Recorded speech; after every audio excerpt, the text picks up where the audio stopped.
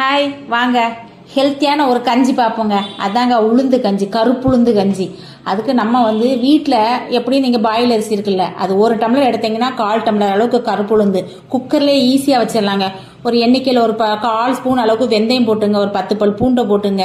அரிசியை நல்லா கழுவி அரிசியும் உளுந்தையும் கழுகிட்டு ஒரு டம்ளருக்கு 5 டம்ளர் அல்லது 6 டம்ளர் அளவுக்கு தண்ணி வச்சுட்டு தேவையான அளவு உப்பு போடுங்க.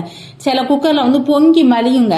அது வலியாமல் இருக்கணும்னா உள்ளே ஒரு சின்ன ஸ்பூன் ஒன்று போட்டுட்டு அந்த ஓட்டைக்கு மேலே கொஞ்சம் எண்ணெயை ஊற்றிட்டோன்னு வச்சிங்களேன், நம்ம வலியாது. அது ஒரு சின்ன டிப்ஸு. அப்புறம் எல்லாரும் தேங்காய் துருவல் போடுவாங்க கஞ்சியில். நான் என்ன பண்ணுவேன்னா தேங்காய் பால் எடுத்து ஊற்றுவாங்க. நம்ம இதை குக்கரில் அது வேகிறதுக்கெல்லாம் நம்ம தேங்காய் பாலையும் ரெடி பண்ணி வச்சிடலாங்க. நல்ல ஹெல்த்தான ஒரு கஞ்சி. இன்னைக்கு இருக்க பொம்பளை பிள்ளைகள் முதுகு வலி அது இதுன்னு சொல்லி சரியாக சாப்பிட மாட்டாங்க. காலையில் இந்த மாதிரி ஒரு கஞ்சை வச்சு ஒரு டம்ளர் கொடுத்தாலே போதுங்க, அவ்வளோ ஹெல்த்தியாக இருக்குங்க. ஈஸியாக நம்ம குக்கரில் 7-8 விசில் வந்ததுக்கப்புறம் குக்கரை ஓப்பன் பண்ணோம்னா உள்ளே இருக்க ஸ்பூனை வெளியில் எடுத்துருங்க.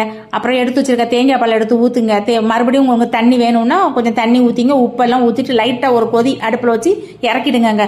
சூப்பர் டேஸ்டான நல்ல அழகாக என்னோட ஸ்டைலில் கருப்புளுந்து கஞ்சி சுவையாக இருக்கும். ஒரு டம்ளர் குடித்தாலே போதுங்க, அன்னைக்கு வயிறு நல்லா நிறைஞ்சிரும். இதே மாதிரி நீங்களும் ட்ரை பண்ணுங்கள். ஓகேவா? பாய்.